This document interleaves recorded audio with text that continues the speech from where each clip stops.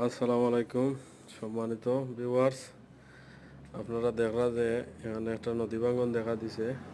এই স্পটটা হইল গিয়া মৌলভীবাজার জেলাধীন রাজনগর থানার ৬ নং টেংরা ইউনিয়ন ৮ নং ওয়ার্ড একামুদু গ্রাম। এই একামুদু গ্রামের মধ্যে দিয়া প্রবাহিত খরস্রোতা নদী মনু।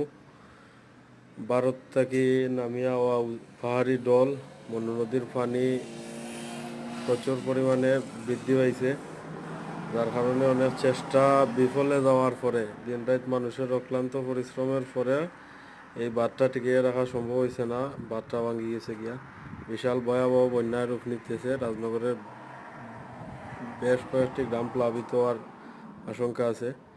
আপনারা সবাই এই পানিবন্দী মানুষের লাগে দোয়া করবা আর যার যার অবস্থান থেকে সাহায্যের হাত বাড়াইয়া দিবা। আসসালামু আলাইকুম।